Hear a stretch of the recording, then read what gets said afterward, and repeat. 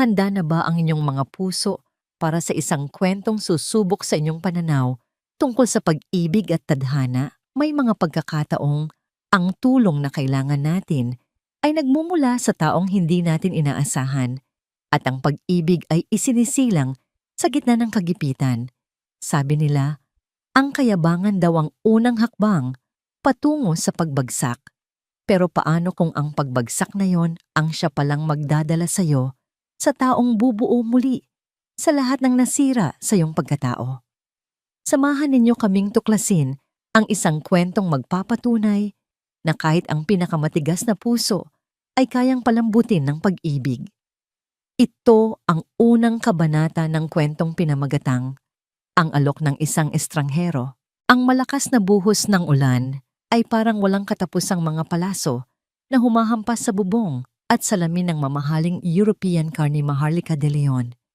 Ang walang saysay na pagpagaspas ng kanyang wiper ay tila isang desperadong pagsuko sa kalikasan. Madilim ang kalsada ng probinsya. Walang mga ilaw sa poste. Tanging ang paminsan-minsang liwanag mula sa kidlat ang nagbibigay hugis sa mga puno sa gilid ng daan. Sa loob ng sasakyan, ang katahimikan ay binabasag lamang ng panginginig ng kanyang mga kamay at ng mabibigat niyang paghinga. Kanina pa namatay ang makina. Kanina pa siya stranded. Damn it! Singhal niya sabay hampas sa manibela.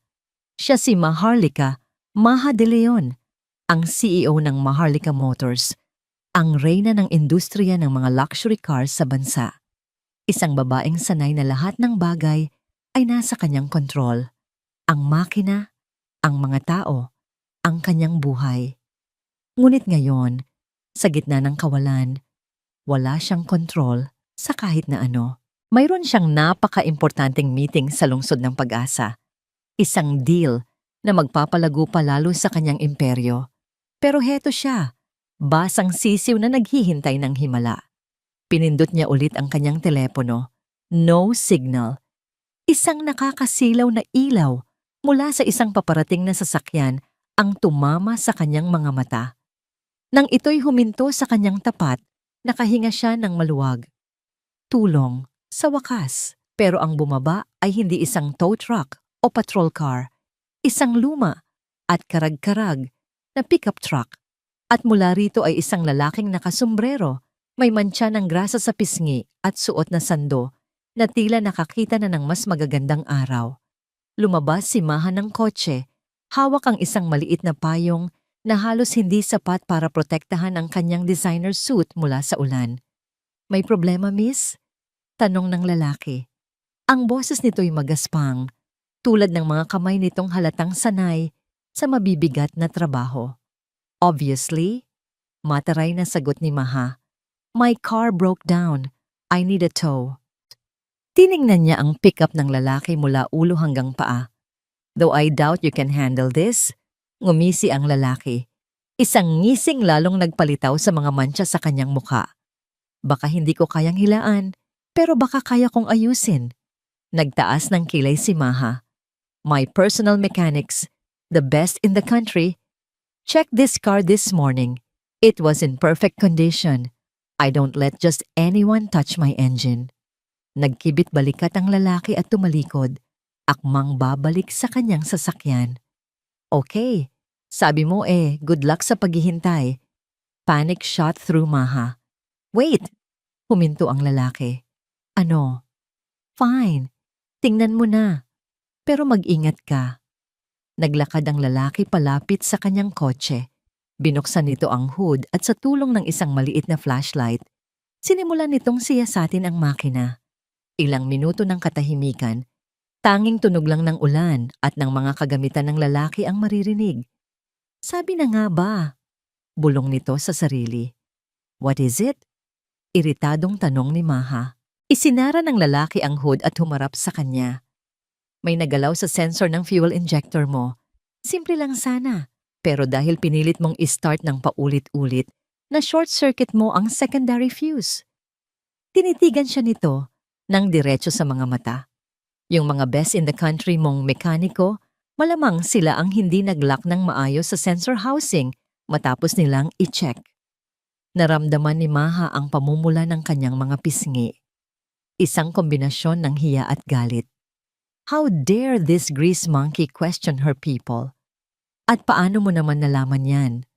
Dahil hindi ako tumitingin lang sa brand ng kotse, miss. Sagot nito, may bahid ng panguuyam. Nakikinig ako sa tunog ng makina. Mabilis itong kumilos, kumuha ng ilang gamit mula sa kanyang truck. Sa loob ng 10 minuto, may mga kinalikot ito, may inayos, at may pinalitan. Subukan mo, utos nito. Pumasok si Maha sa kotse, puno ng pag-aalinlangan. Isinusi niya ang ignition at sa isang iglap, ang makina na kanina'y patay ay muling umugong. Perpekto at malakas. Napatulala siya. Lumapit ang lalaki sa bintana niya. Next time, magtiwala ka sa mga taong mas nakakaalam sa makina kaysa sayo. Ibinaba ni Maha ang bintana. Ang kanyang pagkagulat ay napalitan ng isang kakaibang paghanga. Ang arogansya niya ay biglang nawala. Sa harap niya ay isang henyo na nakatago sa anyo ng isang hamak na mekaniko. At sa sandaling iyon, isang ideya ang nabuo sa kanyang isipan. Isang ideya na desperado, baliw, pero posibleng solusyon sa mas malaki niyang problema. Ang pressure mula sa board of directors na magpakasal na siya para magkaroon ng matatag na imahe. Magkano? Tanong niya. Kinukuha ang kanyang wallet. Huwag na. Tulong na lang yon. I insist. Tiningnan siya ng lalaki. Tila sinusukat ang kanyang pagkatao. Sige, 1,000. Kumuha si Maha ng 10 tig-1,000 at iniabot ito. That's for your time and your expertise. Tinitigan lang ng lalaki ang pera. Pagkatapos ay tinitigan siya. Hindi nito kinuha. Dito na kumilos ang isip ni Maha. This man wasn't intimidated by her, nor was he impressed by her money. He was perfect. I have a different offer for you. Biglang sabi ni Maha, ang kanyang boses ay seryoso at walang bahid ng pagbibiro. Napakunot ang noo ng lalaki.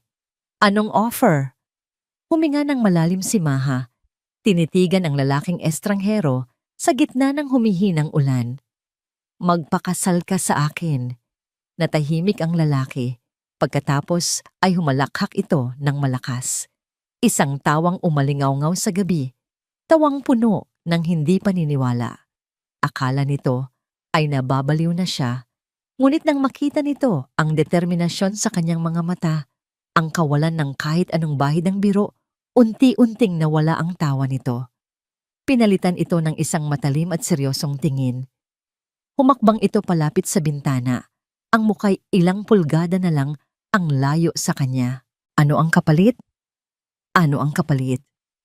Ang tanong ni Maliksi Sarmiento ay lumabas sa kanyang bibig na may bigat at lamig.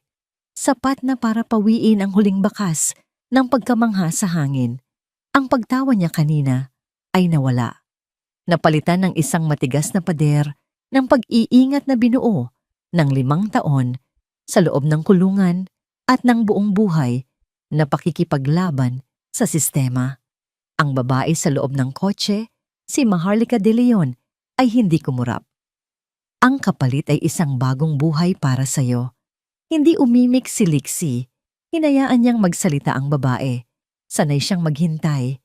Sa mundo niya, ang unang nagsasalita, ang siyang laging talo. Halika, sabi ni Maha, binuksan ang pinto ng passenger seat. May malapit na kainan dito. Doon tayo mag-usap. Hindi ko kayang ipaliwanag ang lahat habang nakatayo tayo sa gitna ng daan. Nag-alinlangan si Liksi. Ang pumasok sa kotse ng isang estrangherong may alok na kasal ay tunog simula ng isang masamang kwento. Pero merong kung ano sa mga mata nito. Isang uri ng desperasyon na nakabalot sa bakal na determinasyon na pumukaw sa kanyang kuryosidad.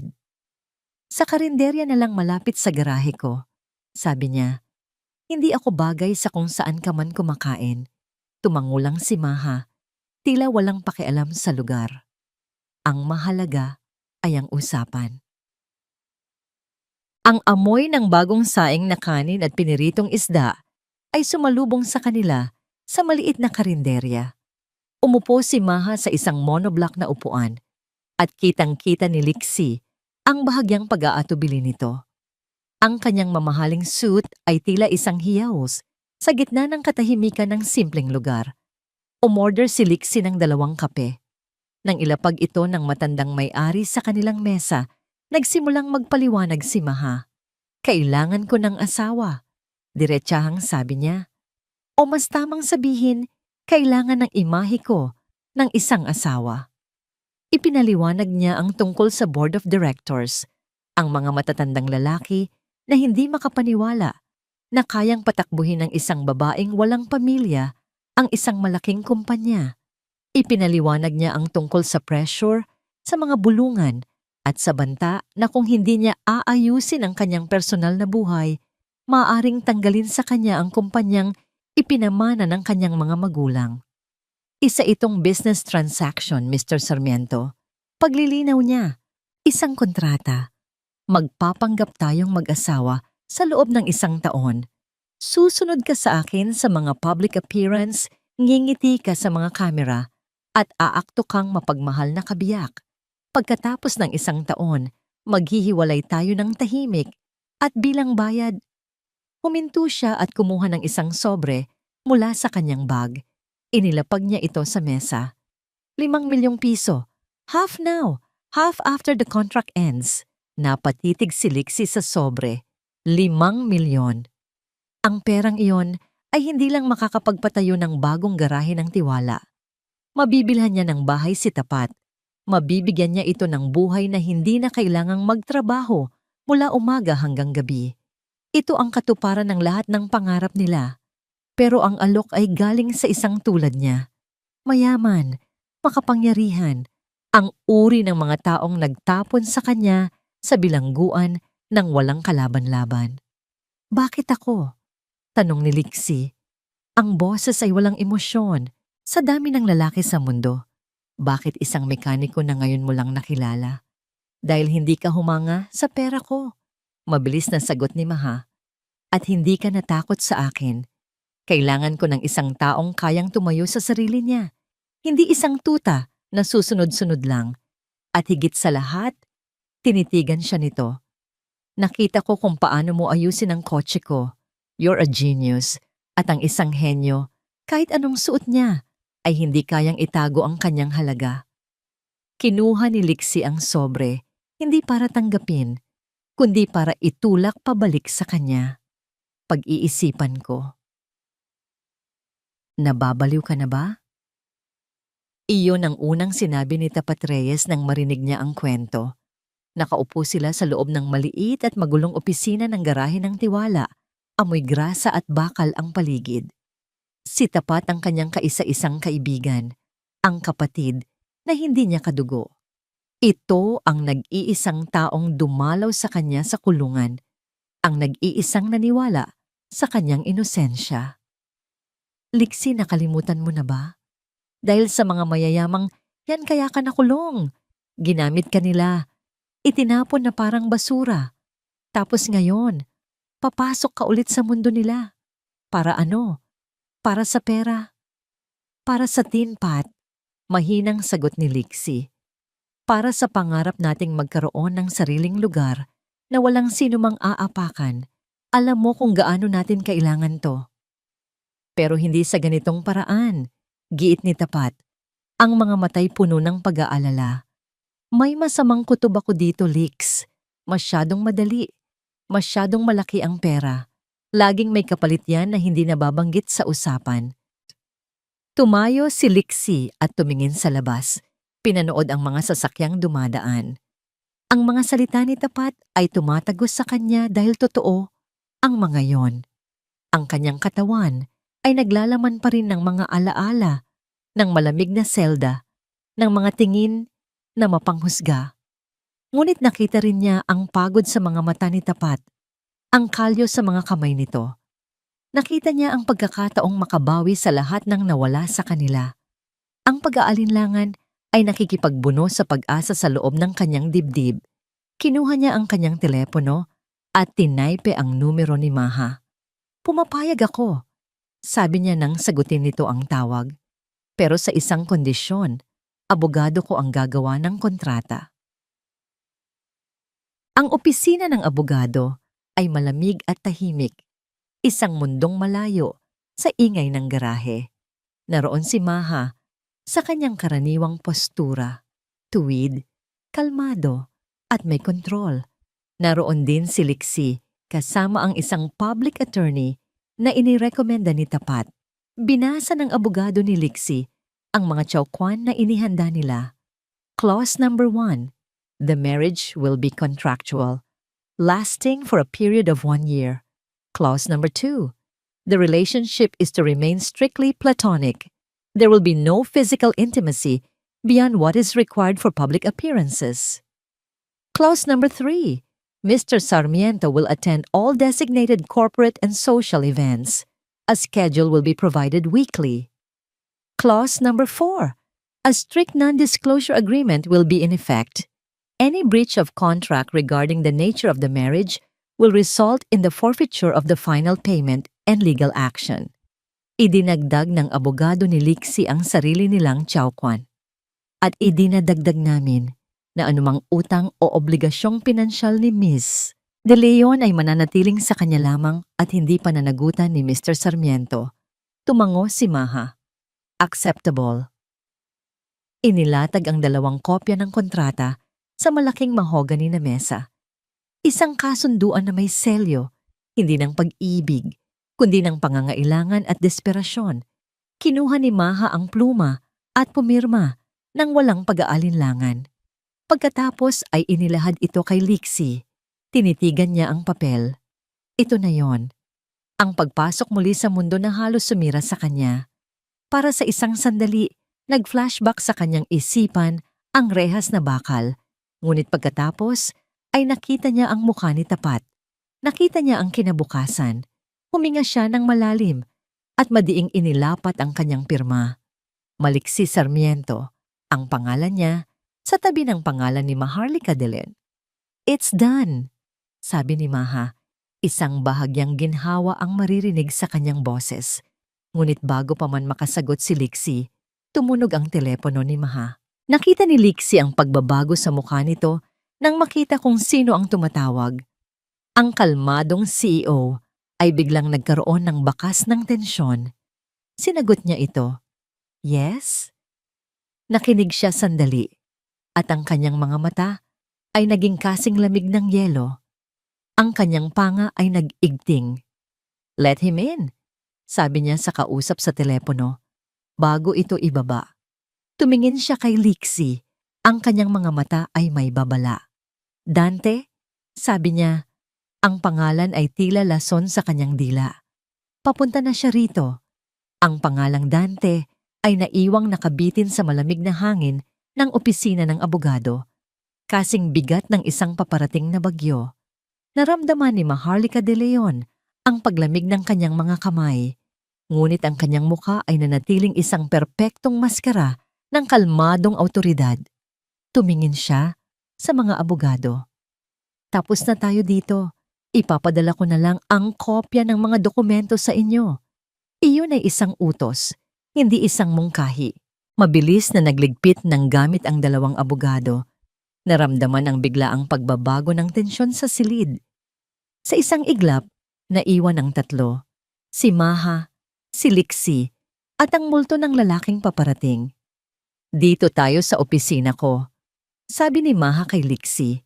Ang boses niya ay mahina, ngunit matatag. Ano man ang mangyari, ano man ang sabihin niya, sumabay ka lang sa akin.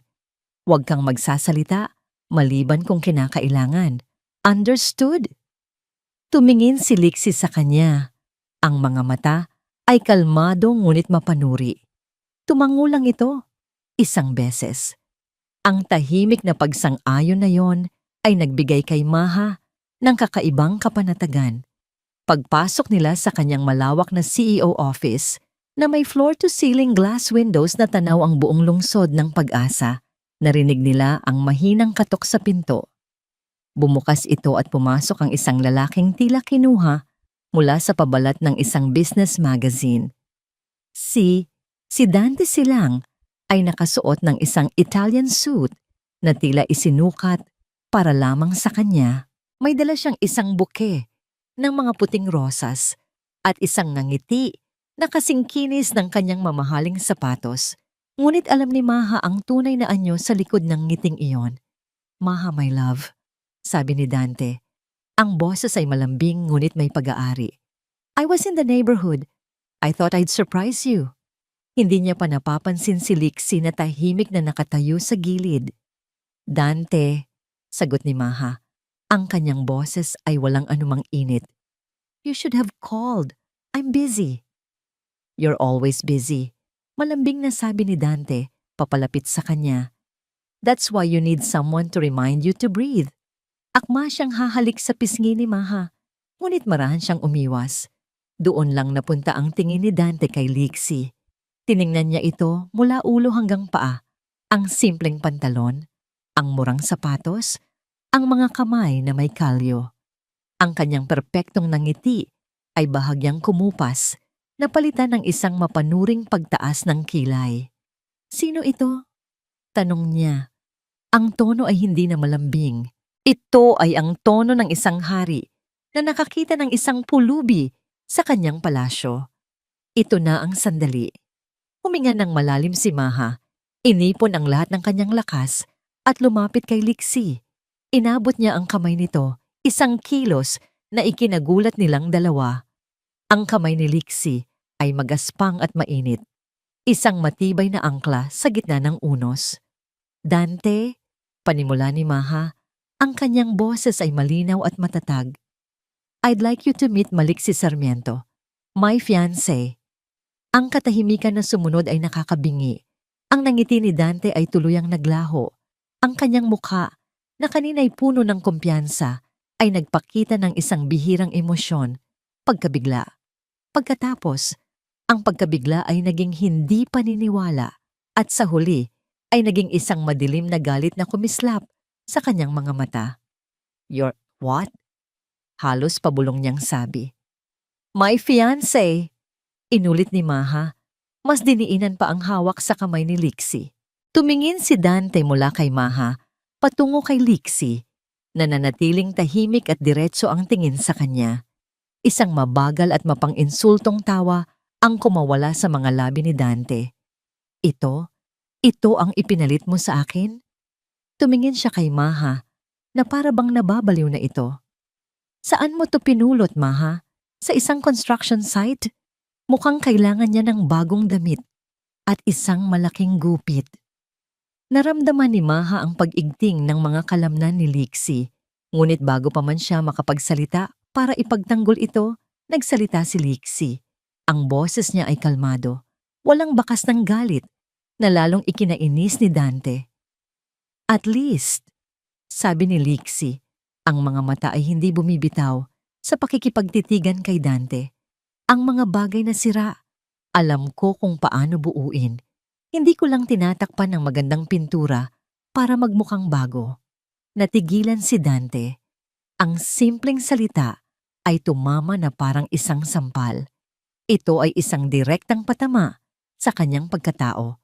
Makintab sa labas, ngunit sira sa loob. Nakita ni Maha ang paghanga sa kanyang mga mata para kay Lixie. Hindi ito sumigaw, hindi ito nagmura. Gumamit ito ng salita bilang sandata at tumama ito sa tamang target. Ang mukha ni Dante ay namula sa galit. Humakbang siya palapit kay Lixie. Ang kanyang katawan ay tensyonado. "Mag-ingat ka sa mga sinasabi mo. Baka hindi mo alam kung sino ang kinakalaban mo." "Ikaw ang mag-ingat," mahinahong sagot ni Lixie. "Baka ang inaakala mong pulubi ay ang siyang magiging hari." "Tama na," matigas na sabi ni Maha. Pumagitna sa dalawa. "Dante, umalis ka na." Tumingin si Dante sa kanya. Ang mga matay puno ng sugat at pagbabanta. "Hindi pa tayo tapos, Maha. Tandaan mo yan." Iniwan niya ang mga bulaklak sa sahig at mabilis na tumalikod. Ang pagsara ng pinto ay umalingaw-ngaw sa buong opisina Nag-iwan ng isang mabigat at nakakalasong katahimikan, kagat, nang mawala na si Dante. Agad na binitawan ni Maha ang kamay ni Lixie. Naglakad siya palayo, papalapit sa bintana. Nanginginig ang mga kamay. That was too close, sabi niya. Mas para sa sarili niya. He's more aggressive than I thought. Mukha siyang sanay na nakukuha ang lahat ng gusto niya. Komento ni Lixie. Humarap si Maha sa kanya. Ang kanyang takot ay napalitan ng inis. At ikaw, anong klaseng sagot yun? Hindi tinatakpan ng pintura? Sa tingin mo ba nakakatawa yon? You provoked him. Napakunot ang noo ni Lixie. Ininsulto niya ako. Anong gusto mong gawin ko? Yumuko at humingi ng tawad? Gusto kong sumunod ka sa plano. Sigaw ni Maha. Ang plano ay manahimik ka. You're supposed to be the quiet, supportive fiancé, not some street philosopher. Hindi mo naintindihan, Lixie. Si Dante ay mapanganib. Hindi siya titigil hanggat hindi niya nakukuha ang gusto niya. At ano ang gusto niya? Ako. Ang kumpanya. Lahat. Kung gayon, kailangan mo ng isang taong lalaban. Hindi isang taong tatahimik lang. Matigas na sagot ni Lixie. Hindi ako aso na susunod lang sa utos mo, Maha. Kung ito ang magiging setup natin, kailangan mong malaman na may sarili akong isip. Mekaniko ako. Hindi aktor. Nagkatinginan sila. Ang agwat ng kanilang mga mundo ay hindi kailanman naging mas malinaw. Siya ang babaeng sanay mag-utos. Siya ang lalaking hindi kailanman magpapayurak. Ang kasunduan nila ay nagsisimula pa lang, ngunit ang mga bitak ay lumalabas na. Sa loob ng kanyang itim na kotse, dinukot ni Dante Silang ang kanyang telepono. Ang kanyang muka ay madilim. Ang kaninang pekeng ng ngiti ay wala ng bakas. Hanapin mo. Utos niya sa taong nasa kabilang linya. Ang kanyang boses ay malamig at walang awa. Alamin ninyo ang lahat tungkol sa mekanikong yon. Maliksi Sarmiento, bawat butas, bawat dumi. Gusto kong malaman kung saan siya natutulog, ano ang kinakain niya, at kung sino ang mga kaibigan niya. Gusto kong malaman ang bawat kasalanan na ginawa niya sa buong buhay niya. At gusto ko ang impormasyon na yan sa lamesa ko bukas ng umaga. Ibinaba niya ang tawag. Tumingin siya sa salamin. Inayos ang kanyang kurbata at muling ngumiti. Ngunit ngayon, ang kanyang ngiti ay hindi na para manligaw. Ito ay ang ngiti ng isang ahas na handa ng tumuklaw. Gabi na nang makabalik si Lixie sa garahe. Ang pagod sa kanyang katawan ay hindi dahil sa trabaho, kundi dahil sa bigat ng araw na yon. Napasok siya sa isang laro na hindi niya lubos na naiintindihan. Laban sa isang kalaban na halatang kayang gawin ang lahat. Umupo siya sa isang lumang gulong, hawak ang isang malamig na bote ng tubig. Iniisip niya ang mga mata ni Dante, ang mga mata ng mga taong nagpakulong sa kanya noon. Parehong-pareho, puno ng pagmamaliit. Biglang nag-vibrate ang kanyang telepono sa kanyang bulsa. Isang text message mula sa isang hindi rehistradong numero. Binuksan niya ito. 2 maikling pangungusap lamang. Ngunit sapat na yon para manlamig ang kanyang dugo at bumalik ang lahat ng multo ng kahapon. Ang mensahe, alam ko kung sino ka. Alam ko ang ginawa mo. Ang mga salitang alam ko kung sino ka, alam ko ang ginawa mo, ay tila bakal na nakatatak sa isipan ni Maliksi Sarmiento. Buong gabi. Ang text message na yon ay parang isang multo na bumubulong sa kanyang tainga. Nagpapaalala sa kanya na ang nakaraan ay hindi kailanman tuluyang naililibing. Sino ang nagpadala? Isang tauhan ni Dante? O isang taong mula sa kanyang nakaraan na biglang nagparamdam? Ano man ito, isa lang ang sigurado. Ang pagpasok niya sa buhay ni Maharlika de Leon ay naglagay ng isang malaking target sa kanyang likod.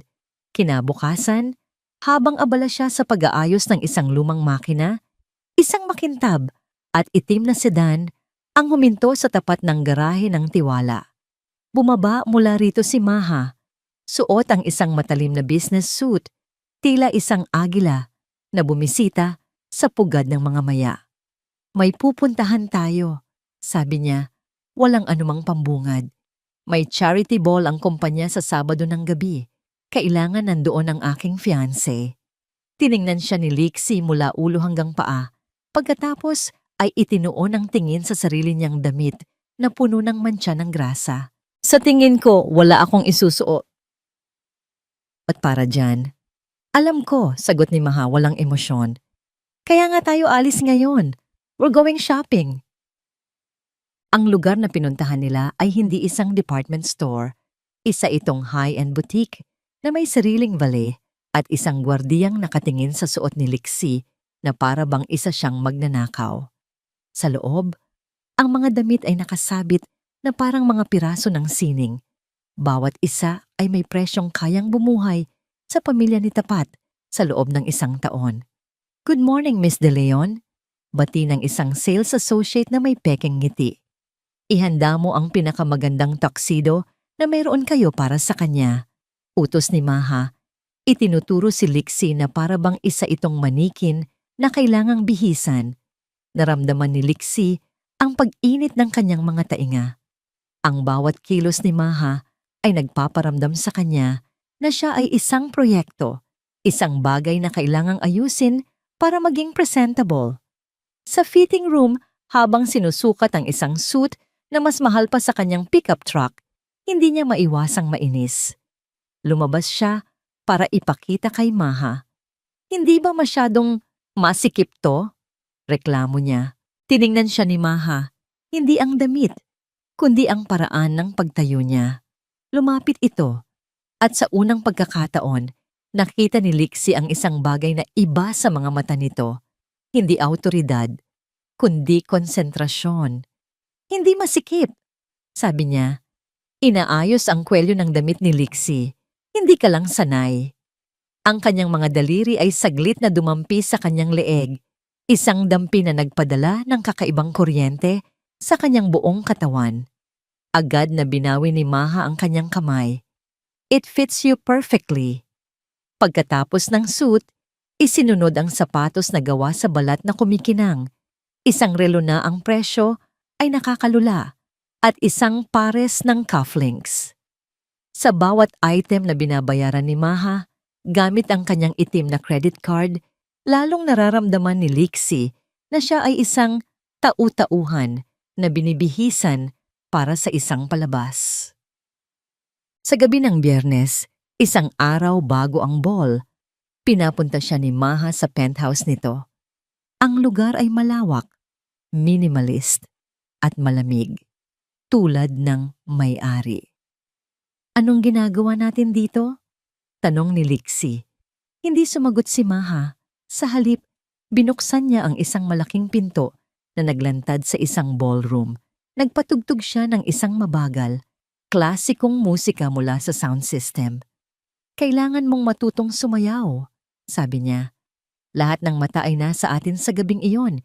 Hindi tayo pwedeng magmukhang tanga. Hindi ako marunong niyan. Kaya nga kita tuturuan, sabi niya. May bahid ng pagkainip. Inilahad niya ang kanyang kamay. Halika.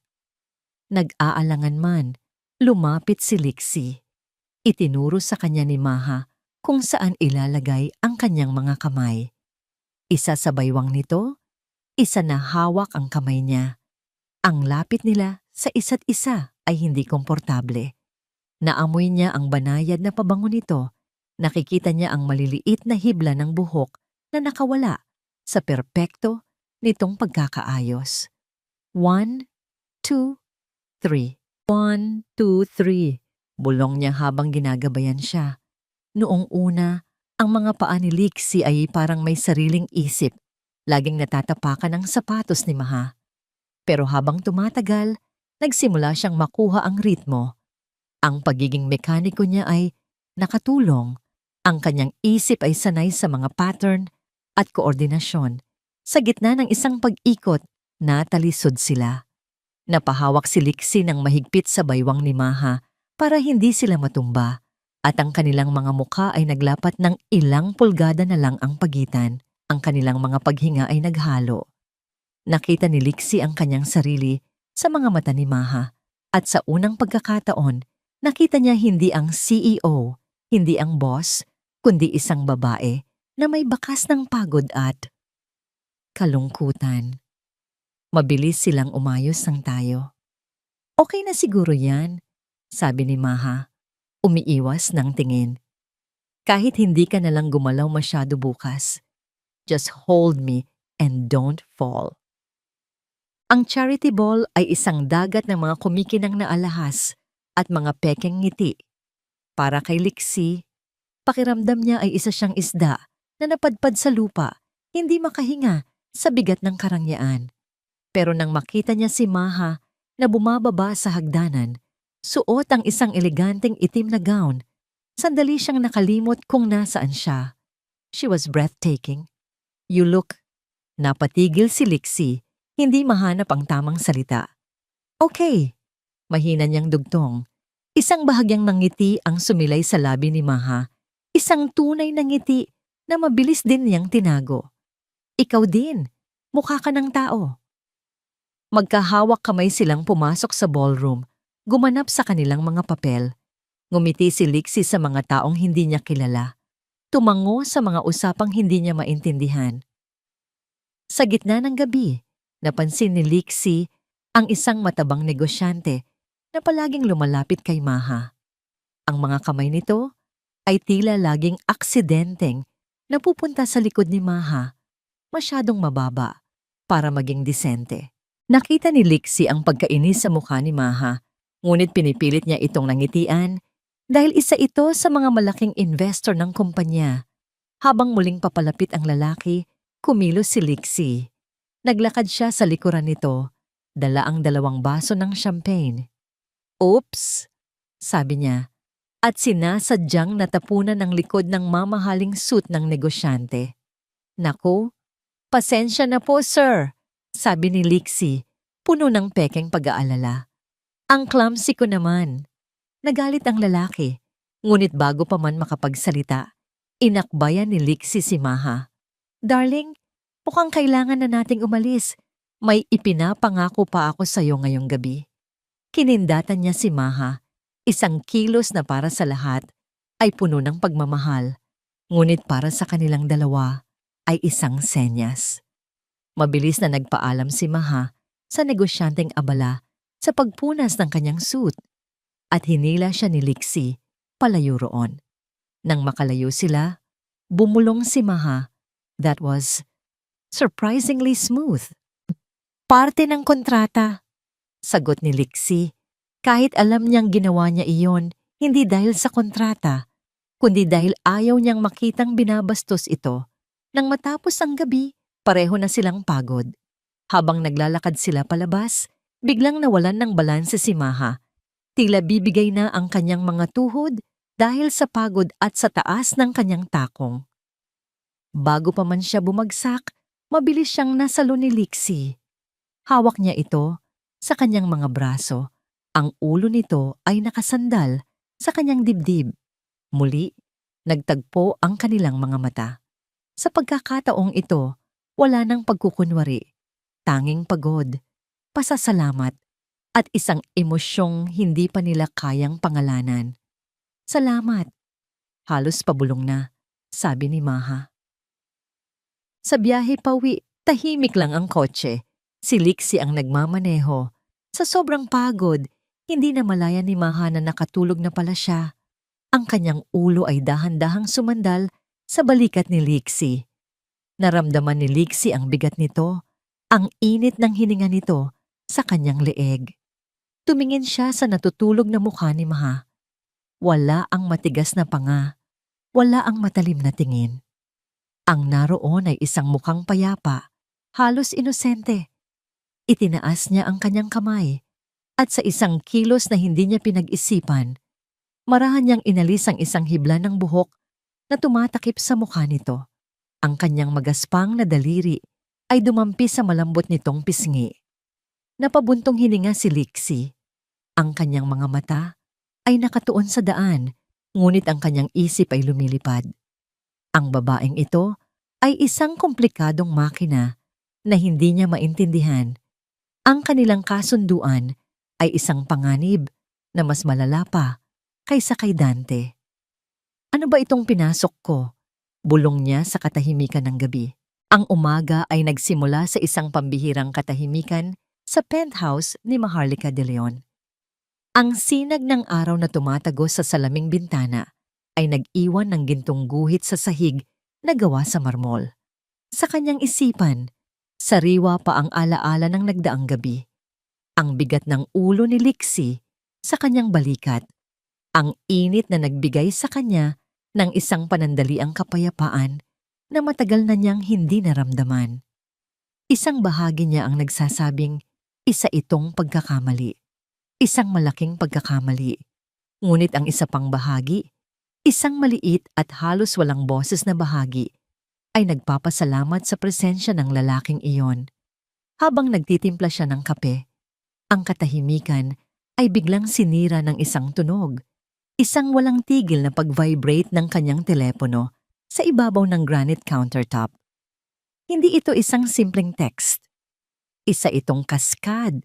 Isang sunod-sunod na notification mula sa mga news app, social media, at mga mensahe mula sa kanyang mga empleyado. May masamang nangyari. Naramdaman niya ito sa kanyang sikmura. Nanginginig ang kamay na kinuha niya ang telepono. Ang unang bumungad sa kanya ay ang headline mula sa pinakamalaking online news portal sa bansa.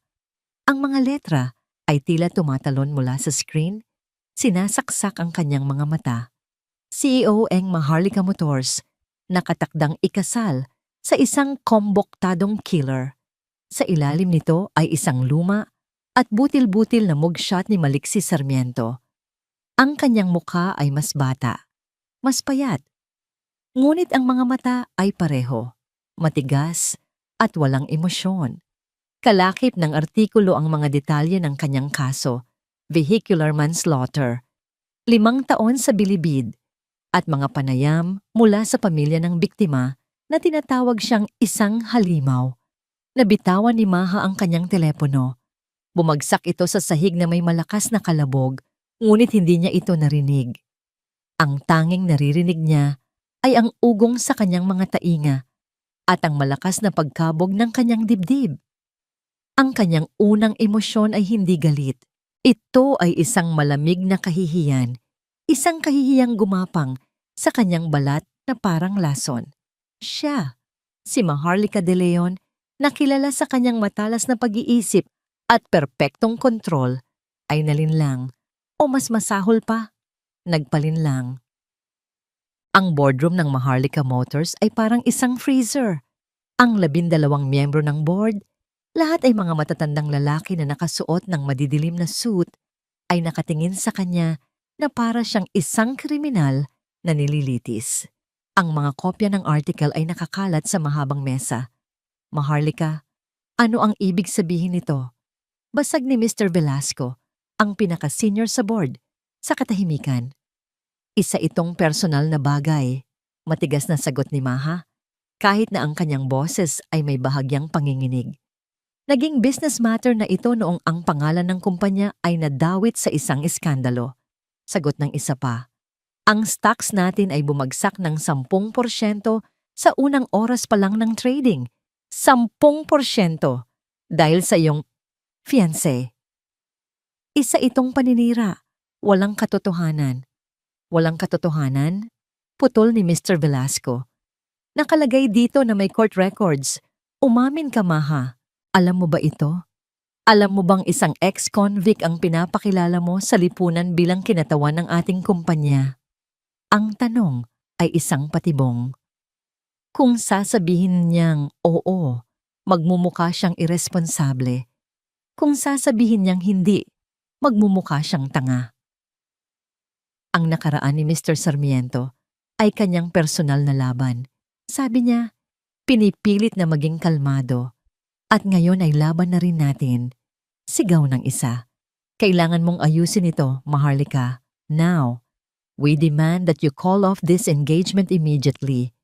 Maglabas ka ng public apology at sabihin mong nagkamali ka ng pagpili. Damage control. Hindi ko gagawin yan. Kung gayon, sabi ni Mr. Velasco, ang kanyang boses ay malamig at pinal, mapipilitan ng board na magpatawag ng isang emergency meeting para pag-usapan ang iyong posisyon bilang CEO. The choice is yours, Maha. Ang lalaking yan o ang kumpanyang iniwan sa'yo ng iyong ama. Parang bagyo si Maha nang dumating sa garahe ng Tiwala.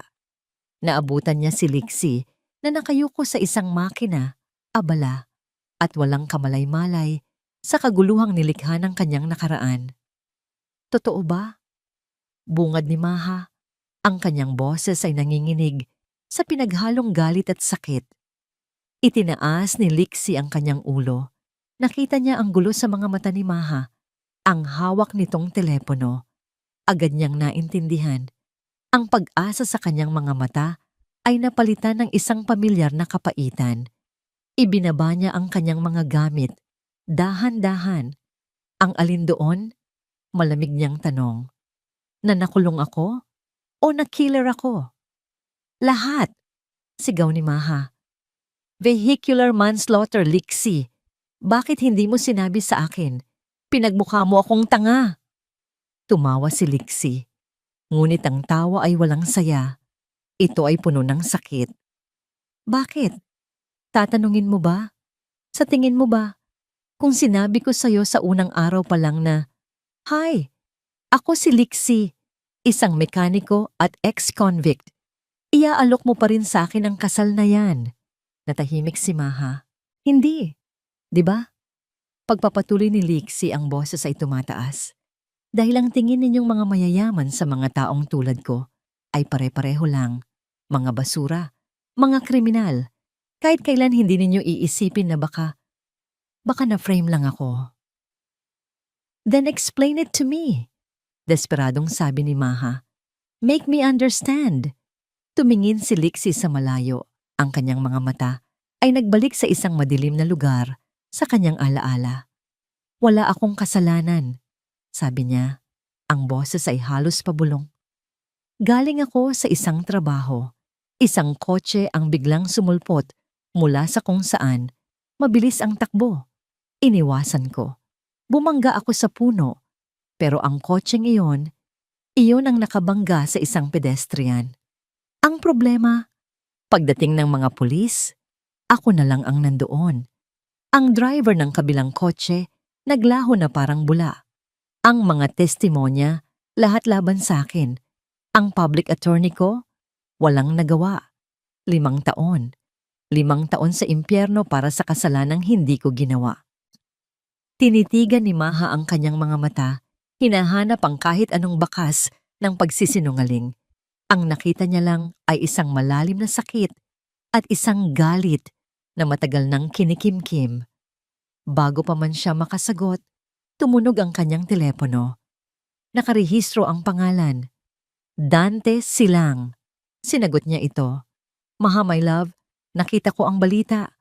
Sabi ni Dante sa kabilang linya, ang kanyang boses ay puno ng pekeng pag-aalala. I'm so sorry you have to go through this. Kung kailangan mo ng kahit ano, nandito lang ako. I can make this all go away. Just say the word. Naramdaman ni Maha ang pag-akyat ng apdo sa kanyang lalamunan. Ang ahas. Ang ahas na nag-alok ng lason at ngayon ay nag-aalok ng lunas. Huwag mo akong tatawagan ulit, mariin niyang sabi at pinatay ang tawag. Ang kanyang pag-aalinlangan ay dahan-dahang napalitan ng isang bagay na mas matibay. Galit. Galit hindi kay Lixie, kundi sa sistema, kay Dante, at sa sarili niya dahil sa pagdududa. Tumingin siya kay Lixie na nakatingin sa kanya, naghihintay ng hatol. Ang kanyang isip ay naglalaban. Sa isang panig ay ang kanyang kumpanya, ang kanyang legacy. Sa kabilang panig ay ang lalaking ito, isang estranghero na may madilim na nakaraan, ngunit may mga matang nagsasabi ng katotohanan. Gumawa siya ng desisyon. Dinukot niya ang kanyang telepono at tinawagan si Lixie. Hindi ang kanyang numero, kundi ang burner phone na ibinigay niya rito para sa kanilang komunikasyon. Nang sagutin ito ni Lixie, Ang boses ni Maha ay kalmado na, ngunit may lamig na nakakapaso. Magkita tayo bukas ng umaga, sabi niya. May press conference. Hindi na niya hinintay ang sagot nito. Ibinaba niya ang tawag. Iniwan si Lixie sa gitna ng kanyang magulong garahe na walang ideya kung bukas ay ipagtatanggol siya ni Maha o tuluyan na siyang itatapon sa mga lun. Ang garahe ni Maliksi Sarmiento ay naging isang silid ng paghihintay. Ang ingay ng mga gamit na bakal ay napalitan ng nakakabingging ugong mula sa isang lumang telebisyon na nakapatong sa isang drum ng langis.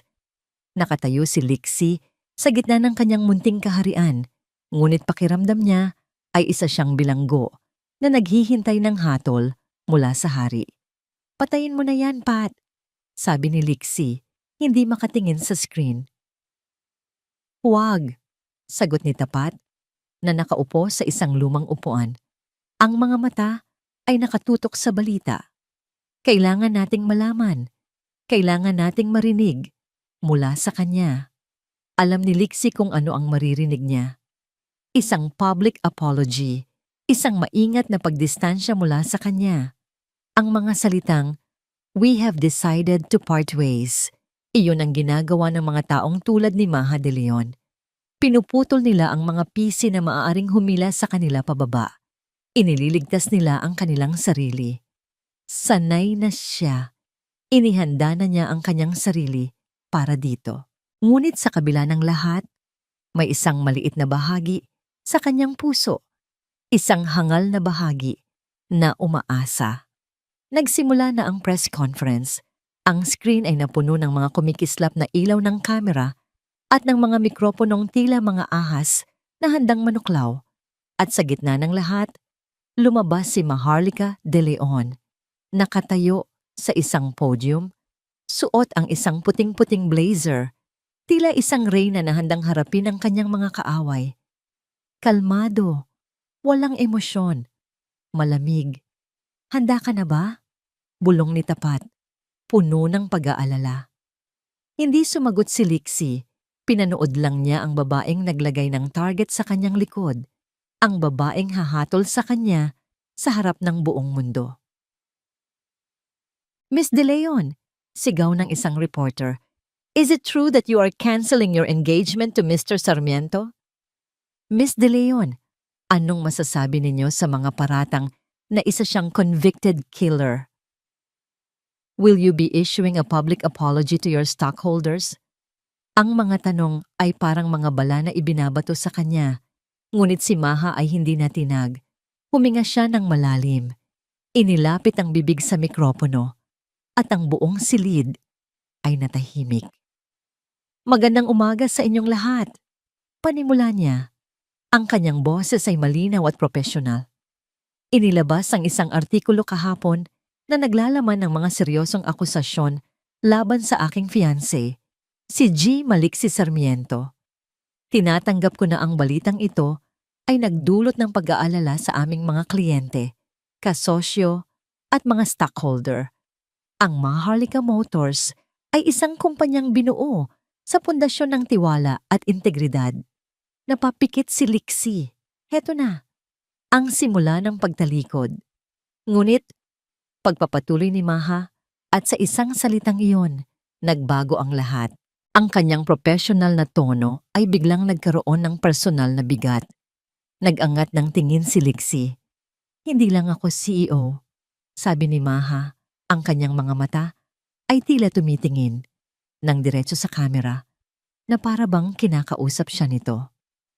Ako ay isang tao, isang babae, at ang babaeng ito ay naniniwala sa pangalawang pagkakataon, naniniwala sa katarungan, at higit sa lahat, naniniwala ako sa kanya. Halos mapaatras si Lixie sa kanyang narinig. Si Tapat ay napanganga. Oo, totoo ang mga nakasulat. Matapang na pag-amin ni Maha. Si Maliksi Sarmiento ay nakulong. Ngunit ang hindi isinulat sa artikulong iyon ay ang buong katotohanan. Ang katotohanang may mga butas sa kanyang kaso. Ang katotohanang may mga tanong na hindi nasagot. Ang katotohanang maaaring Ang hustisya ay hindi naging bulag, kundi ito ay sadyang piniringan. Ang mga reporter ay natigilan, ang kanilang mga panulat ay huminto sa ere. Hindi ko kinakansela ang aming engagement, mariing deklara ni Maha. Ang kanyang boses ay umalingaw-ngaw sa buong silid. Sa katunayan, lalo pa itong pinatitibay. Dahil simula ngayon, hindi na lang ito tungkol sa aming dalawa. Ito ay tungkol sa paghahanap ng katotohanan. Bilang CEO ng Maharlika Motors, tinitiyak ko sa inyo na ang aming kumpanya ay mananatiling matatag. Ngunit bilang fiancé ni Maliksi, tinitiyak ko sa kanya at sa inyong lahat na hindi ako titigil hanggat hindi namin nalilinis ang kanyang pangalan at nahahanap ang tunay na may sala. Tumingin siya muli sa kamera at sa pagkakataong ito, nakita ni Liksi ang luhang namumuo sa gilid ng kanyang mga mata. I believe in his innocence, sabi niya, and I will stand by him. Pagkatapos noon, tumalikod si Maha at umalis sa podium. Iniwan ang isang silid na puno ng mga taong hindi makapaniwala. Sa garahe, tanging ang tunog ng telebisyon ang maririnig. Dahan-dahang tumulo ang isang luha mula sa mata ni Liksi. Isang luha na matagal na niyang hindi pinakawalan.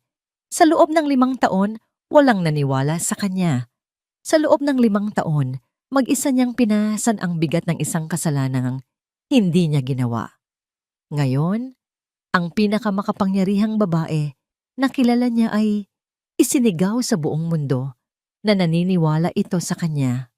Liksi, mahinang sabi ni Tapat, namamangha. Ginawa niya.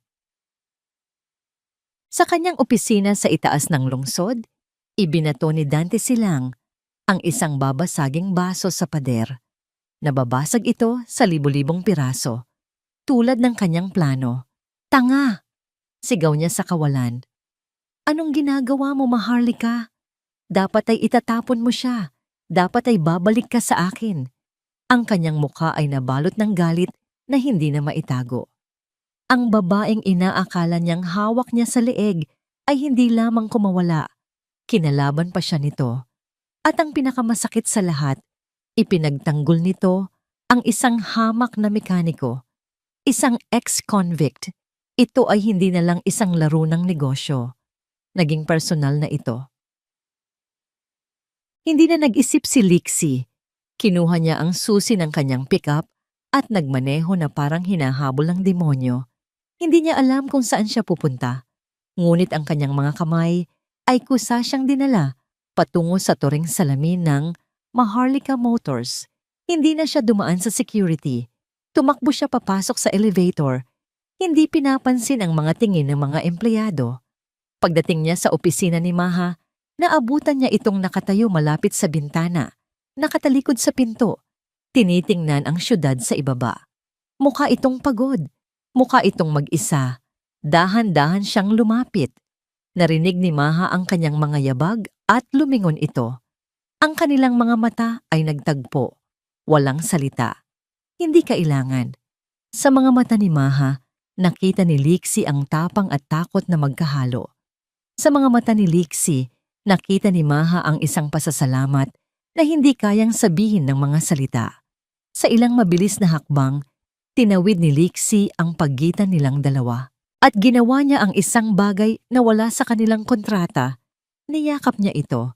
Niyakap niya si Maha ng mahigpit na para bang ito ang tanging bagay na totoo sa isang mundong puno ng kasinungalingan. Noong una, nanigas ang katawan ni Maha sa gulat. Ngunit pagkatapos ng ilang sandali, naramdaman ni Liksi ang pag-relax nito. Gumanti ito ng yakap. Ang mga kamay ay kumapit sa kanyang likod. Ibinaon ang mukha sa kanyang dibdib. Walang nagsalita. Ang tanging maririnig ay ang kanilang mga paghinga at ang tahimik na pagtibok ng dalawang pusong nagsisimula ng tumibok para sa isa't isa. Sa sandaling iyon, hindi sila ang CEO at ang mekaniko. Sila ay 2 taong sinalanta ng bagyo na natagpuan ang kanlungan sa bisig ng isa't isa. Nang sila'y maghiwalay, tumunog ang telepono ni Liksi. Sa pagkakataong ito, hindi ito isang text message na may pagbabanta, isang tawag mula kay Tapat. Sinagot niya ito. Lixie, sabi ni Tapat sa kabilang linya. Ang boses ay hindi mapakali, puno ng excitement. Lixie, may nahanap ako sa mga lumang papeles mo.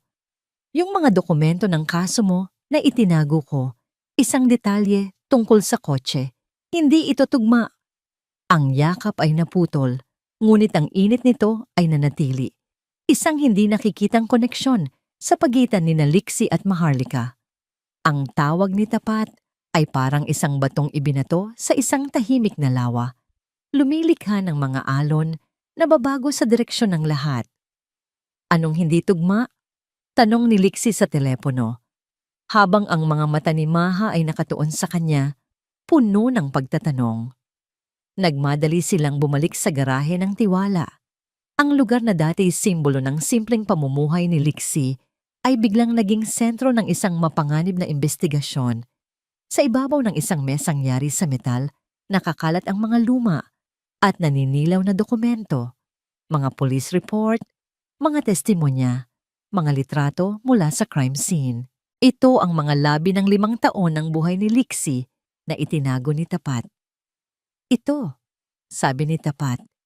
Itinuturo ang isang kopya ng report kung saan nakalista ang detalye ng sasakyan ni Lixie.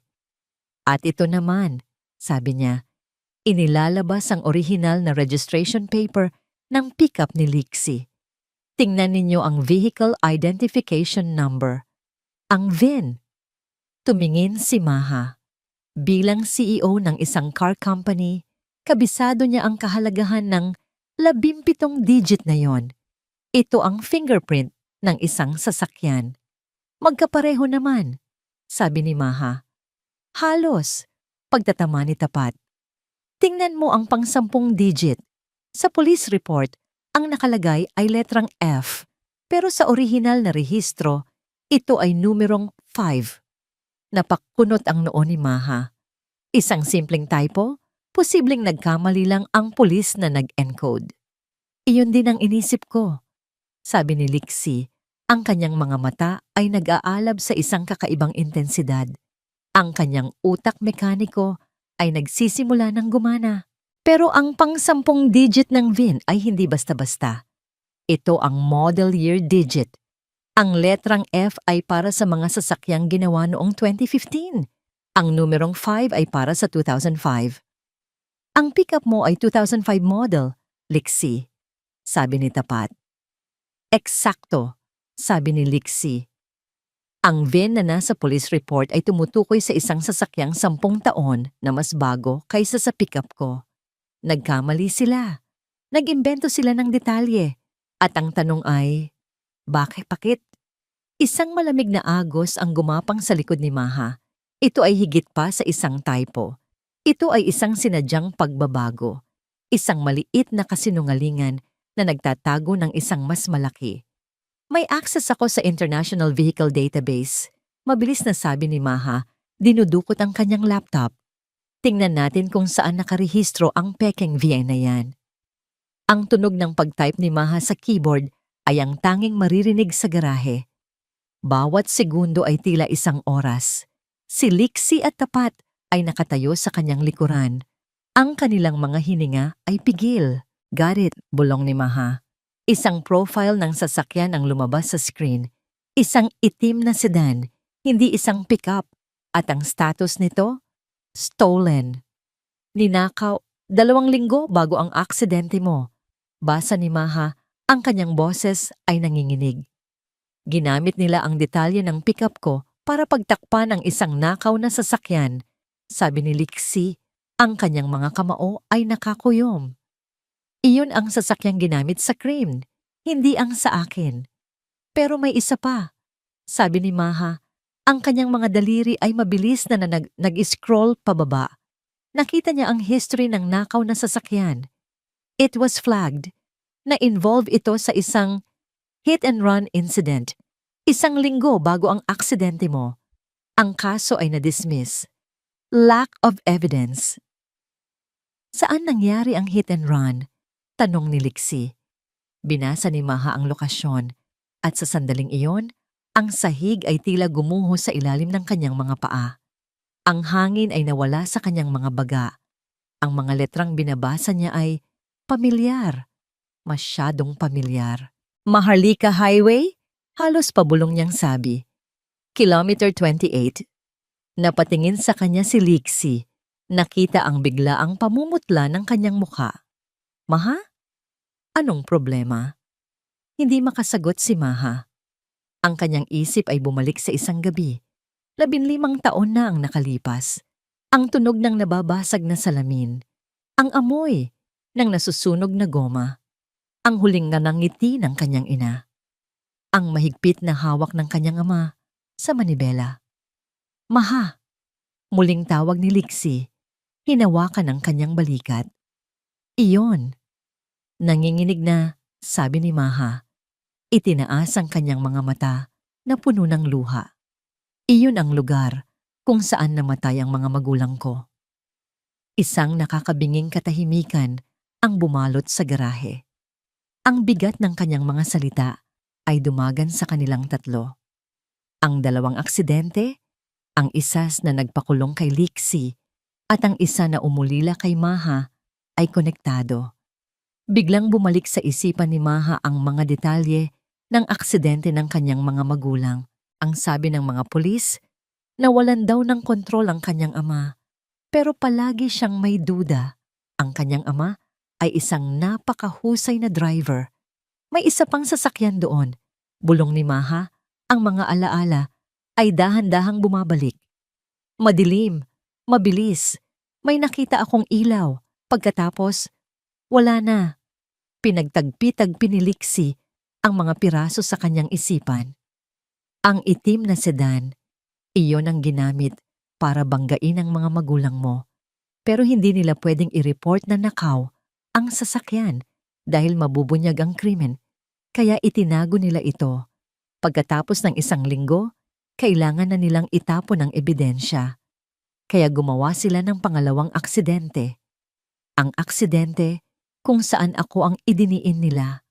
Ginamit nila si Lixie. Ginamit nila ang kanyang pickup para legal na ma-impound at ma-dispose ang ebidensya ng unang krimen. Isang plano. Isang perpektong plano. Sino ang gagawa nito? Tanong ni Tapat. Ang kanyang muka ay puno ng hindi paniniwala. Isang taong may sapat na kapangyarihan para manipulahin ang police report. Sabi ni Lixie, ang kanyang mga mata ay madilim. Isang taong may motibo para patayin ang mga magulang ko. Dugtong ni Maha, ang kanyang isip ay mabilis na nag-iisip. Ano ang nawala pagkatapos mamatay ng kanyang ama? Sino ang nakinabang? At pagkatapos, isang pangalan ang lumitaw sa kanyang isipan. Isang pangalan na laging naroon, nagmamasid, naghihintay. Ang lalaking nag-alok sa kanya ng tulong. Ang lalaking laging gustong makuha ang kumpanya. Dante? Sabay nilang sabi ni Lixie. Ang pangalan ay parang isang bomba na sumabog sa gitna nila. Ang lahat ng piraso ay biglang nagkasya sa lugar. Ang pag-atake ni Dante kay Lixie, ang pagpipilit nitong makuha si Maha, ang koneksyon nito sa nakaraan. Biglang may naalala si Maha. Isang bagay na matagal na niyang kinalimutan. Isang detalye na itinuring niyang walang kwenta. Ang teknolohiya, sabi niya, ang kanyang mga mata ay nanlalaki sa realisasyon. Bago mamatay si Papa, meron siyang dinay-develop na isang revolutionary engine technology, isang bagay na babago sa buong industriya. Hindi niya ito pinagkakatiwalaan kahit kanino, maliban sa kanyang protege noon, isang batang inhinyero na itinuring niyang parang anak. Tumingin siya kay Lixie, ang katotohanan ay kasing sakit ng isang sampal. Ang protege ng tatay ko noon ay si Dante Silang. Ang pagbubunyag na si Dante Silang, ang protege ng kanyang ama, ay parang kidlat na tumama sa gitna ng garahe. Ang lahat ng mga tanong, lahat ng mga duda ay nagkaroon ng isang pangalan.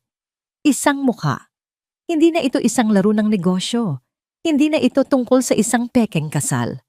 Ang kontrata na pinirmahan nina Maliksi Sarmiento at Maharlika de Leon ay nabasura na. Sa lugar nito, isang bagong kasunduan ang nabuo, isang kasunduang isinulat sa dugo, luha at sa iisang hangarin, katarungan. Kailangan natin ng ebidensya. Basag ni Liksi sa katahimikan. Ang kanyang boses ay kalmado, ngunit may nakatagong bagsik. Ang mekanikong nag-aayos lang ng makina ay naging isang estratehista. Ang mga hinala natin, walang silbi sa korte. Kailangan natin ng isang bagay na hindi kayang paikutan ni Dante. Ang teknolohiya, sabi ni Maha, ang kanyang isip ay bumalilik sa focus ng isang CEO. Ang kanyang kalungkutan ay napalitan ng isang malamig na determinasyon. Kung nakuha ni Dante ang disenyo ng engine ni Papa, siguradong ginamit niya iyon o ibinenta. Kailangan nating hanapin ang trail na yon. Nahati ang kanilang mundo sa dalawa. Sa araw, sila pa rin ang controversial na mag-fiancé, ngumingiti sa mga kamera, dumadalo sa mga meeting. Ngunit sa gabi, ang garahe ng tiwala at ang penthouse ni Maha ay nagiging mga war room. Si Maha, gamit ang kanyang resources, ay sinimulang halungkatin ang bawat business deal ni Dante sa nakalipas na 15 taon. Tumingin siya sa mga patent, mga partnership, mga supplier, bawat dokumento, bawat numero ay kanyang sinuri, naghahanap ng kahit anong bakas ng teknolohiya ng kanyang ama. Si Liksi naman ay bumalik sa kanyang sariling mundo, ang mundo ng anino, kung saan ang impormasyon ay ibinibili hindi ng pera, kundi ng utang na loob. Isang gabi, sa isang madilim na eskinita sa likod ng pier, kinatagpo ni Liksi ang isang matandang lalaki na kilala bilang Mang Kiko, isang information broker na may mga mata at tainga sa bawat sulok ng lungsod ng Pag-asa. "Matagal na tayong hindi nagkita, iho," sabi ni Mang Kiko, humihit-hit mula sa isang rolyo ng tabako. "Akala ko'y nagbago ka na." "Kailangan ko ng pabor, Kiko," sabi ni Liksi. Iniabot ang isang maliit na paper babag na may lamang pagkain at kaunting pera. Isang itim na sedan, ninakaw 15 taon na ang nakalipas. Kailangan kong malaman kung sino ang nag-utos at kung sino ang nagtapon ng sasakyan. Tiningnan ni Mang Kiko ang pangalang isinulat ni Liksi sa isang piraso ng papel. Dante Silang. Napabuga ng usok ang matanda. "Malaking isda," sabi ni Mang Kiko. "Mapanganib. Sigurado ka ba rito?" "Kailanman ay hindi pa ako naging mas sigurado," sagot ni Liksi. Samantala, nag-set up si Maha ng isang pain. Nagpatawag siya ng isang meeting kay Dante. Sa ilalim ng pagkukunwaring gusto niyang ayusin ang gulo sa pagitan nila. Nagkita sila sa isang mamahaling restaurant. Si Dante ay dumating na may ngiti ng isang mananalo. "I knew you'd come to your senses, Maha," sabi niya. Akmang hahawakan ng kamay nito, ngunit marahan itong umiwas. "Nandito ako para sa isang business proposal, Dante," sabi ni Maha. Ang kanyang boses ay kasing lamig ng ice water sa kanilang mesa. "May bago kaming engine design, pero kulang kami sa production capacity. Ang planta mo ang pinakamalapit sa amin. I'm proposing a partnership." Nakita ni Maha ang isang kislap sa mga mata ni Dante. Isang kislap ng pagkaganid. "Interesting," sabi niya, sumandal sa kanyang upuan. "Tell me more about this new design." Ipinakita ni Maha ang isang set ng peking blueprints, maingat na idinisenyo para maging kamukha ng konsepto ng kanyang ama, ngunit may sapat na pagbabago para hindi ito makopya. Habang abala si Dante sa pagtingin sa mga papel, isang maliit na recording device na nakatago sa brooch ni Maha ang kumukuha ng lahat. Kamukha ito ng isang lumang proyekto. Biglang komento ni Dante, tila nag-iisip. "Isang bagay na matagal ko nang kinalimutan." "Talaga?" tanong ni Maha. Pinipilit na panatilihing kalmado ang kanyang puso. "Kaninong proyekto?" Ngumiti si Dante, isang nangiting nakakakilabot. "Sekreto. Pero sabihin na nating, mas maganda ang orihinal na version kaysa dito. Iyon na, hindi isang direktang pag-amin, ngunit isang pahiwatig. Isang pahiwatig na alam niya ang tungkol sa orihinal. Isang pahiwatig na hawak niya ito. Gabi na nang magkita muli sina Lixie at Maha sa penthouse. Pareho silang pagod, ngunit may bagong apoy sa kanilang mga mata. Ipinadinig ni Maha ang recording.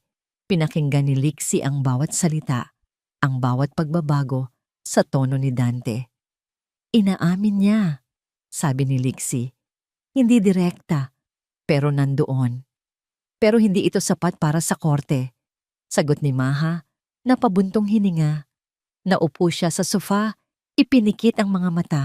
Ang bigat ng lahat ng ito ay nagsisimula ng maramdaman. Naupo si Lixie sa tabi niya. Hindi masyadong malapit, ngunit sapat na para maramdaman niya ang presensya nito. Makukuha natin siya, Maha. Pangako yan. Sa katahimikan ng gabi, sa liwanag ng mga ilaw ng syudad, ang kanilang alyansa ay lumalim. Hindi na sila dalawang taong pinagbuklod ng isang kontrata, kundi dalawang kaluluwang pinagbuklod ng iisang sakit at iisang layunin. Napatingin si Maha kay Lixie. Sa ilalim ng malambot na ilaw, nakita niya hindi lang ang mekaniko, hindi lang ang ex-convict. Nakita niya ang isang lalaking matatag, matalino, at may isang uri ng karangalan na hindi kayang bilhin ng pera. Dahan-dahan, sa isang kilos na hindi nila parehong inaasahan, gumalaw sila palapit sa isa't isa. Ang kanilang mga muka ay magkalapit. Ang kanilang mga hininga ay naghahalo. Ang tensyon ng investigasyon ay napalitan ng ibang uri ng tensyon. Isang bagay na mas matindi, mas personal. Ang kanilang mga labi ay ilang pulgada na lang ang pagitan. Ang mundo sa labas ay nawala. Tanging sila na lang dalawa. Ngunit bago pa man maglapat ang kanilang mga labi, tumunog ang telepono ni Maha. Isang secure line mula sa kanyang head of security. Ma'am, sabi ng boses sa kabilang linya, may halong pagmamadali. May nakuha kaming impormasyon, isang patent, na irehistro sa Germany, 15 taon na ang nakalipas. Ang pangalan ng teknolohiya ay Silang Engine Core. Ang nagmamay-ari ay isang shell corporation at ang nag-iisang pangalan na nakalista sa board ng korporasyon na yon. Sino? Tanong ni Maha, ang kanyang puso ay kumakabog. Dante Silang, ma'am. Nabitawan ni Maha ang telepono. Nasa kanya nga. Bulong niya kay Lixie. Nakuha niya ang patent. Iyon na ang ebidensyang kailangan nila. Ang patunay ng pagnanakaw, ang motibo sa pagpatay. Ngunit kasabay ng tawag na yon, sa isang madilim na sulok ng syudad, isa pang tawag ang natanggap ni Dante Silang. Ang boses ay mula sa kanyang pinagkakatiwalaang tauhan. Boss, sabi ng boses nanginginig. Sinusundan nila tayo. Alam na yata nila. Ang impormasyon tungkol sa Silang Engine Core ay ang huling piraso ng puzzle. Hawak na nila ang ebidensya. Hawak na nila ang motibo. Ang kailangan na lang nilang gawin ay iharap ito sa mga awtoridad. Ang tagumpay ay abot kamay na. Ngunit si Dante Silang ay isang manlalaro na laging isang hakbang sa unahan. Habang nagdiriwang sina Maharlika at Lixie sa kanilang natuklasan, si Dante ay nagpaplano na ng kanyang huling, desperadong galaw. Hindi na ito laro ng chess. Isa na itong maruming laban para mabuhay. Kinabukasan, habang si Maha ay nasa isang meeting kasama ang kanyang mga abogado, si Lixie at Tapat ay abala sa garahe ng Tiwala. Nasa kanila ang orihinal na kopya ng German patent na ipinadala ng security team ni Maha. Ito ang pinakamahalaga nilang ebidensya. Hindi ako makapaniwala, Lix, sabi ni Tapat, nakatingin sa mga dokumento. Matatapos na rin ang lahat ng ito. Makukuha mo na ang hustisya. Hindi lang ako, Pat, sabi ni Lixie. Isang maliit na ngiti ang sumilay sa kanyang labi. Tayo. At si Maha, para sa mga magulang niya. Sa gitna ng kanilang pag-uusap, Isang itim na van na walang plaka ang huminto nang mabilis sa tapat ng garahe. Bago pa man sila makapag-react, dalawang lalaking nakabonet at may dalang mga tubo na bakal ang bumaba at sumugod papasok. Nasaan ang mga papel? Sigaw ng isa sa mga lalaki. Agad na itinulak ni Lixie si Tapat sa likod ng isang makina. Tumakbo ka, Pat. Tumawag ka ng tulong. Hinablot ni Lixie ang isang malaking wrench. Ang tanging armas na mahahawakan niya. Hinarap niya ang dalawang lalaki. Nagsimula ang isang marahas na laban sa gitna ng mga nagkalat na piyesa at langis. Si Lixie ay sanay sa away kalye, ngunit dalawa laban sa isa at armado ang mga kalaban. Isang malakas na palo ng tubo ang tumama sa kanyang braso. Halos mabitawan niya ang wrench, ngunit lumaban siya, puno ng galit at desperasyon. Kailangan niyang protektahan si Tapat. Kailangan niyang protektahan ang ebidensya. Habang nakikipagbuno siya, nakita niya sa gilid ng kanyang mata ang isa pang lalaki na tahimik na pumasok. Hindi ito nakamaskara at hindi ito sumali sa gulo. Sa halip, naglakad ito papunta sa maliit na opisina kung saan nakalagay ang mga dokumento. Sinindihan nito ang isang lighter at ibinato sa isang basurahan na puno ng mga maduduming basahan na babad sa langis. Agad na kumalat ang apoy. Ang sunog! Sigaw ni Tapat. Ang atensyon ni Lixie ay nahati. Ang gulat na yon ay ang pagkakataong hinahanap ng kanyang mga kalaban. Isang malakas na hataw ang tumama sa kanyang likod. Bumagsak siya sa sahig. Ang hangin ay nawala sa kanyang mga baga. Ang huli niyang nakita, bago siya mawalan ng malay, ay ang mga lalaking tumatakbo palabas at ang mabilis na paglaki ng apoy na nilalamon ang kanyang garahe, ang kanyang tahanan, ang kanilang pag-asa.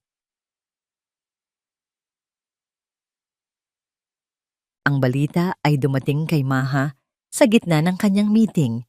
Isang tawag mula sa isang numerong hindi niya kilala.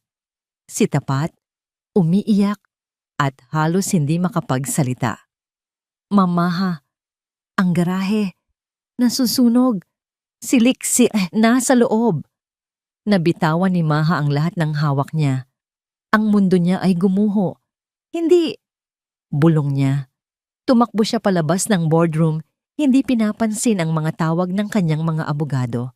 Pagdating niya sa lugar, ang garahe ng Tiwala ay isa ng malaking bola ng itim na usok at kulay dalandang apoy. Ang mga bumbero ay abala sa pag-apula nito. Nakita niya si Tapat na nakaupo sa gilid ng kalsada. Ang muka ay puno ng dumi at luha. May mga sugat sa braso. Nasaan siya? Sigaw ni Maha. Hinawakan si Tapat sa balikat. Bago pa man makasagot si Tapat, inilabas ng mga medik mula sa ambulansya ang isang stretcher. Nakahiga doon si Lixie, walang malay. Ang muka ay may mga sugat at abo. May oxygen mask na nakatakip sa kanyang bibig. Sir, kailangan na po naming siyang dalhin sa ospital, sabi ng isang medik. Sumakay si Maha sa ambulansya, hindi bumibitaw sa kamay ni Lixie. Labanan mo to, Lixie. Bulong niya, ang mga luha ay malayang dumadaloy sa kanyang mga pisngi. Huwag mo akong iiwan. Please. Sa ospital, ang paghihintay ay isang uri ng impyerno. Bawat minuto ay parang isang taon. Nang sa wakas ay lumabas ang doktor, ang balita ay parehong mabuti at masama. He's stable, sabi ng doktor. Minor burns, a concussion, at ilang bali sa tadyang. Pero magigising din siya. He's a fighter. Nakahinga ng maluwag si Maha, ngunit ang ginhawa ay panandalian lang dahil kasunod ng doktor ay 2 pulis. Miss De Leon, tanong ng isa. Kailangan po naming makausap si Mr. Sarmiento. Natutulog pa siya. Sagot ni Maha, ang kanyang boses ay matigas. Isa po siyang person of interest sa kaso ng arson sa kanyang garahe, sabi ng pulis. May testigo na nagsasabing nakita siyang nag-uumpisa ng apoy. Mukhang insurance fraud. Napatulala si Maha. Insurance fraud, isang kasinungalingang napakalinaw, isang patibong na napakatalino. Sinunog ni Dante ang ebidensya, sinaktan si Lixie, at ngayon, si Lixie pa ang pinalalabas na may kasalanan. Nang magising si Lixie, si Maha ang una niyang nakita. Natutulog sa isang upuan sa tabi ng kanyang kama. Ang bakas ng mga tuyong luha ay nasa pisngi nito. Ang puso niya ay napuno ng isang emosyong mas malalim pa sa pasasalamat. Ngunit ang sandaling iyon ay sinira ng pagdating ng mga pulis. Ipinaliwanag nila ang sitwasyon, ang testimonya, ang akusasyon. Si Lixie ay opisyal ng wanted para sa imbestigasyon. Sa gitna ng kaguluhan, tumunog ang telepono ni Maha, isang unknown number. Sinagot niya ito, inilagay sa speaker mode. Ang boses sa kabilang linya ay malamig, puno ng tagumpay, at nakakakilabot na pamilyar. "Hello, Maha," sabi ni Dante. Nanigas si Maha. Napatingin siya kay Lixie na ang mga mata ay nag-aapoy sa galit. "Hayop ka," mariting sabi ni Maha. "Language, my love," sabi ni Dante. "Tumawag lang ako para kumustahin ang pasyente. Narinig ko ang nangyari. Nakakalungkot. Ang garahe ng tiwala, naging garahe ng abo." "Ano ang kailangan mo, Dante?" "Simple lang. Napagod na ako sa larong ito. Hawak ko ang lahat ng baraha. Ang ebidensya ninyo ay abo na. Ang bayani mo ay malapit nang bumalik sa kulungan. At ikaw, Maha, nag-iisa ka." Narinig nila ang isang mahinang kaluskos sa kabilang linya. Isang boses na sumisigaw, ngunit muffled. "Makinig kang mabuti," sabi ni Dante. Ang kanyang boses ay naging mas seryoso. "Hawak ko ngayon ang pinakamatalik na kaibigan ng iyong mekaniko, si Tapat." "Huwag!" sigaw ni Lixie mula sa kama. "Mayroon kang 24 na oras para sumuko sa pulis, Sarmiento." Pagpapatuloy ni Dante, hindi pinapansin si Lixie. Pagkatapos niyan, hindi mo na makikita ang iyong asawa. Isang hiyaw mula kay Maha ang narinig nila sa background bago naputol ang linya. Si Maha, hindi si Tapat. Si Maha ang hawak niya. Ginamit niya si Tapat bilang pain sa usapan. Si Dante ay nasa penthouse sa ni Maha. Binihag niya ito. Lahat ay nawala. Ang ebidensya, ang garahe, ang kalayaan. At ngayon, ang babaeng minamahal niya. Ito ang pinakamadilim na sandali. Ang sandali kung saan ang lahat ng pag-asa ay tila namatay. Ang mga salita ni Dante ay parang lason na kumalat sa loob ng kwarto ng ospital. Pinaparalisa si Lixie Sarmiento. Si Maha. Hawak siya ni Dante. Ang sakit mula sa kanyang mga sugat ay biglang nawala. Napalitan ito ng isang nag-aapoy na galit, isang desperasyon na mas matindi pa kaysa noong nasa loob siya ng kulungan. Dati, ang kalayaan lang niya ang nakataya. Ngayon, ang buhay ng babaeng nagbigay sa kanya ng dahilan para muling maniwala. "Kailangan ko ng telepono," sabi niya sa mga pulis. Sinusubukang bumangon.